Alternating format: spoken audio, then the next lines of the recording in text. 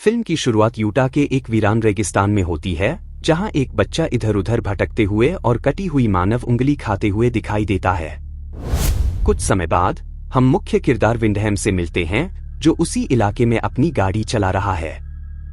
पता चलता है कि वह एक पेशेवर फोटोग्राफर है, जो सूर्य ग्रहण को कैमरे में कैद करने के लिए यहां आया है। वह एक ऊंची और कठिन चट्टान पर चढ़ता है और आखिरकार कैमरा लगाने के लिए सही जगह ढूंढ लेता है।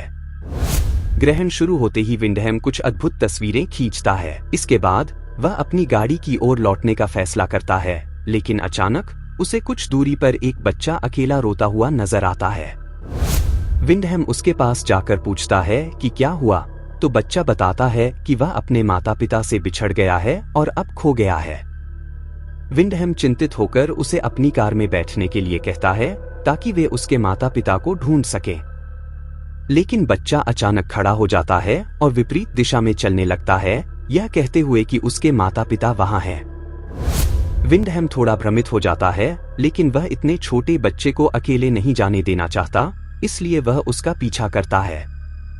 कुछ देर चलने के बाद विंडहैम को एहसास होता है कि अंधेरा होने वाला है और वह बच्चे को वापस चलने के लिए कहता है। लेकिन लड़का उसकी बातों का मजाक उड़ाने लगता है और फिर अचानक भाग जाता है। अब विंडहैम मुश्किल में फंस जाता है, क्योंकि अंधेरा घिर रहा है और वह अपनी गाड़ी से काफी दूर आ चुका है। वह वापस मुख्य सड़क पर लौटने का रास्ता ढूंढने की कोशिश करता है, लेकिन रास्ता भटक जाता है। उसने किसी को फोन करने का प्रयास भी किया, लेकिन रेगिस्तान में कोई नेटवर्क नहीं था। कुछ समय बाद विंडहैम को दूर से एक औरत के गाने की आवाज सुनाई देती है। वह उस आवाज का पीछा करते हुए घाटी के नीचे एक केबिन देखता है।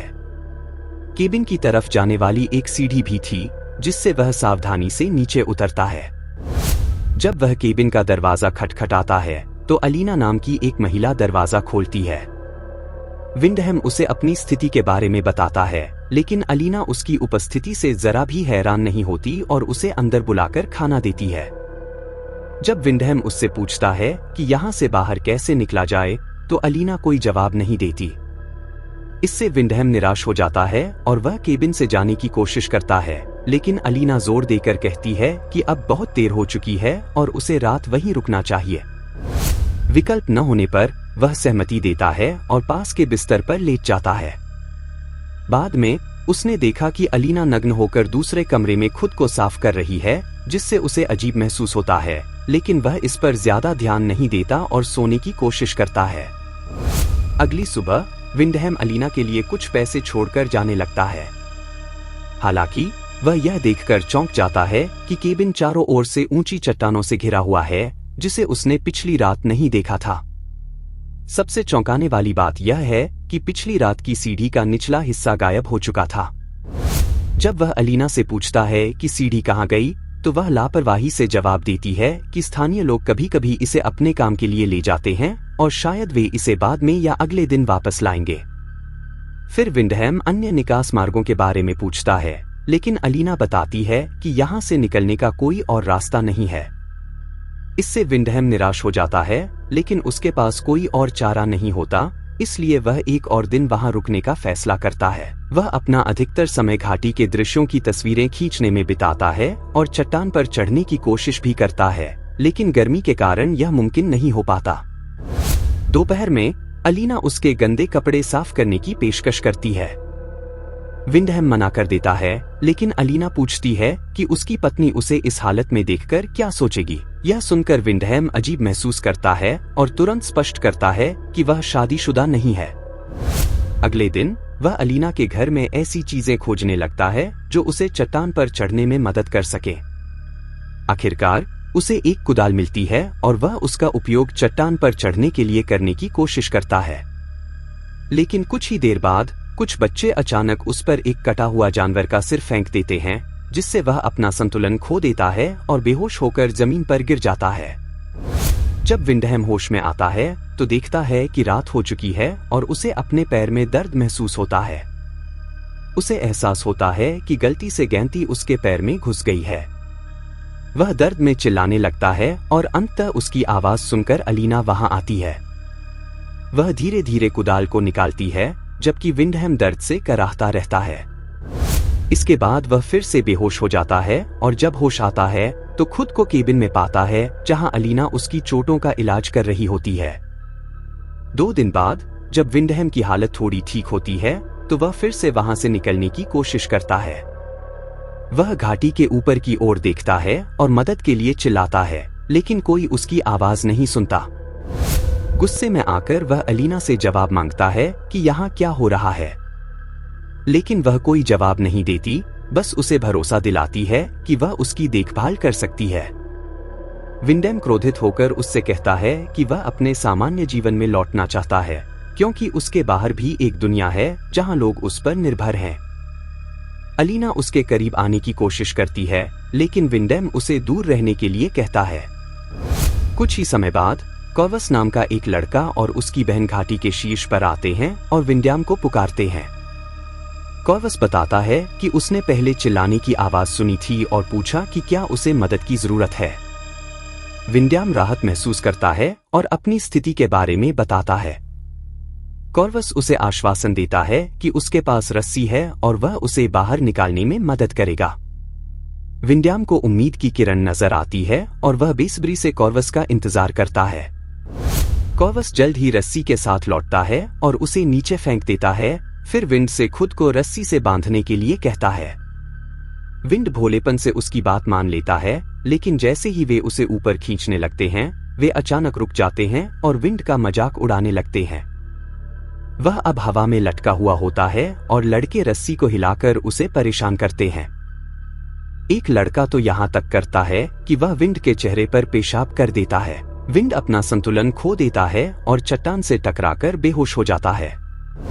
जब लड़के उसे और नुकसान पहुंचाने की कोशिश करते हैं तो अचानक अलीना प्रकट होती है और उन लड़कों को उनकी भाषा में डांटती है, जिससे वे डरकर भाग जाते हैं। उस रात विंड होश में आता है और खुद को अलीना के बिस्तर पर पाता है। वह उठने की कोशिश करता है, लेकिन कमजोरी के कारण गिर जाता है। हताश होकर वह रोने लगता है, लेकिन अलीना उसे समझाती है कि उसे अपने नए जीवन को अपनाना चाहिए। विंड उससे पूछता है कि वह लड़के इतने निर्दयी क्यों हैं। अलीना जवाब देती है कि वे सिर्फ भटके हुए बच्चे हैं जिन्हें रेगिस्तान ने एकजुट किया है। वह उससे कहती है कि इसे दिल पर न ले, क्योंकि वे सिर्फ नासमझ और ऊबे हुए लड़के हैं।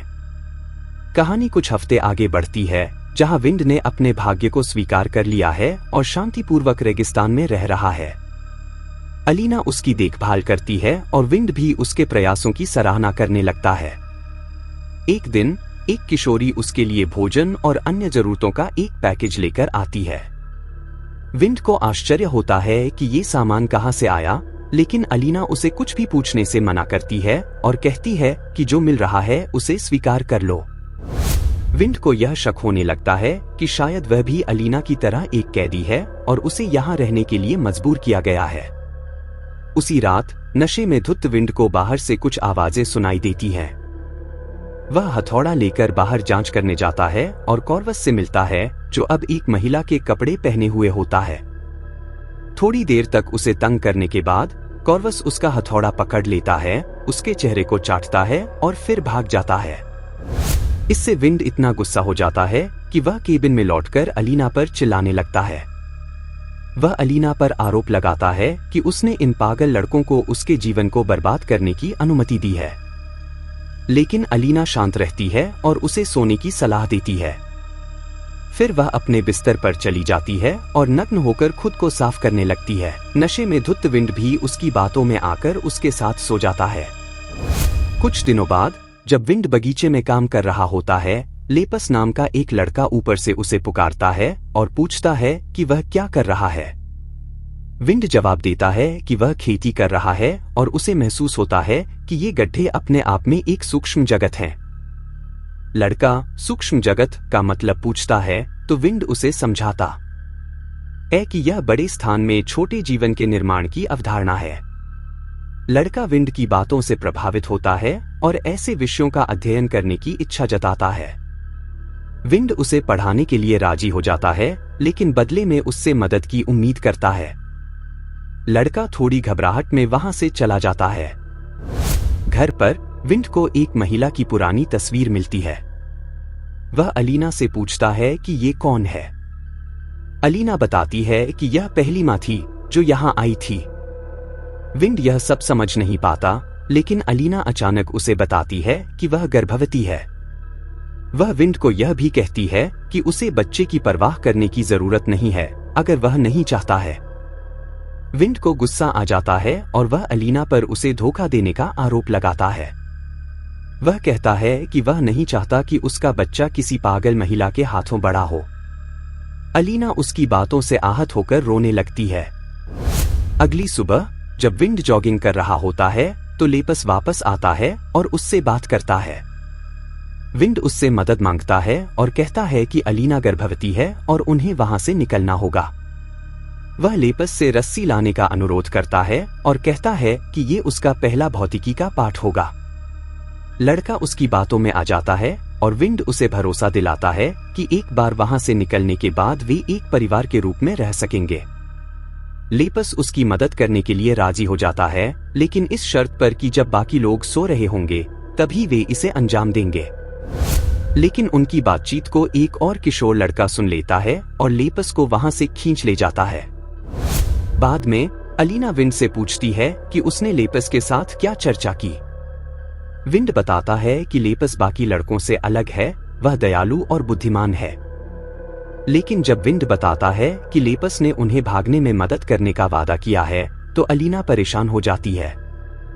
विंड यह भी कहता है कि वह वहां से निकलने के बाद घूमेगा, आजादी का आनंद लेगा और चीज बर्गर खाएगा। अलीना यह सुनकर हैरान हो जाती है क्योंकि वह नहीं जानती कि चीज बर्गर क्या होता है। वह बताती है कि उसने कभी बाहर की दुनिया नहीं देखी। उनके सो जाने के बाद हम देखते हैं कि किशोर लड़के अजीब कपड़े पहने हुए हैं और चट्टान के किनारे किसी अनुष्ठान को अंजाम दे रहे हैं। अगली सुबह जब विंड और अलीना जागते हैं तो वे देखते हैं कि लेपस को घाटी के ऊपर रस्सी से बांध दिया गया है। वह मर चुका होता है और उसकी पीठ फटी हुई होती है। अलीना घबराकर चिल्लाती है और कहती है कि भाइयों को एक दूसरे के साथ ऐसा नहीं करना चाहिए। वह विंड पर अपने बेटे को बचाने में असफल होने का आरोप लगाती है और गुस्से में आकर उस पर हमला करती है। अंततः वह उसे लकड़ी के टुकड़े से मारकर गिरा देती है। कहानी कुछ महीने आगे बढ़ती है जहां विंड को एक पिंजरे में बंद देखा जाता है। अलीना, जो अब बुरी तरह गर्भवती है, उसे जीवित रखने के लिए उसे खाना और पानी देती है, लेकिन इसके अलावा ज्यादा कुछ नहीं कहती। एक दिन विंड घाटी के ऊपर एक महिला को देखता है और उसका ध्यान आकर्षित करने की कोशिश करता है। वह मदद के लिए चिल्लाता है और उससे पुलिस को बुलाने की अपील करता है। महिला उसे कॉल करने का आश्वासन देती है, जिससे विंड को उम्मीद बंधती है।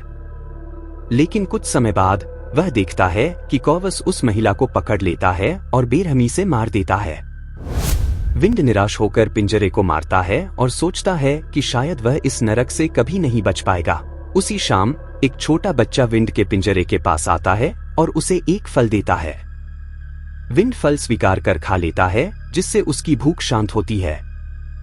थोड़ी देर बाद उसने देखा कि अलीना और किशोर लड़के एक धार्मिक अनुष्ठान में व्यस्त हैं। तब उसे पता चलता है कि ये लड़के वास्तव में अलीना के बच्चे हैं, जिनके पिता अलग अलग लोग हैं। अनुष्ठान के दौरान अलीना अपनी आंखों पर पत्ते रखती है और लड़के आग के चारों ओर नृत्य करते हैं। कुछ दिन बाद जब सर्दी शुरू हो जाती है तो अलीना विंड के लिए एक कंबल लाती है। विंड इस मौके का फायदा उठाकर उससे उसे रिहा करने की गुहार लगाता है। वह कहता है कि वह अपनी पिछली जिंदगी में वापस नहीं जाना चाहता और उसके साथ इन बच्चों की परवरिश करने के लिए तैयार है। लेकिन अलीना स्पष्ट करती है कि उसने कभी विंड की परवाह नहीं की। उसे सिर्फ उसके बीज की जरूरत थी और अब जब बच्चा गर्भ में आ चुका है, वह उसके लिए बेकार हो चुका है। वह बताती है कि उसे जिंदा रखने का एकमात्र कारण यह था कि वह उनके बच्चे के जन्म का इंतजार कर रही थी। अगली सुबह अलीना को संकुचन होने लगते हैं और वह असहनीय दर्द में होती है। वह विंड को पिंजरे से आजाद कर उससे मदद की अपील करती है। वह स्वीकार करती है कि वह बहुत दर्द में है और उसने ऐसा कभी नहीं महसूस किया। इतने सब कुछ के बावजूद विंड को अपने बच्चे की परवाह होती है और वह अलीना की मदद करने का फैसला करता है। लेकिन तभी वह देखता है कि किशोर लड़के घाटी में भागने के लिए सीढ़ी डाल रहे हैं। यह उसे एक कठिन स्थिति में डाल देता है, क्योंकि एक तरफ अलीना को उसकी जरूरत है और दूसरी तरफ यह उसका एकमात्र बचने का मौका है।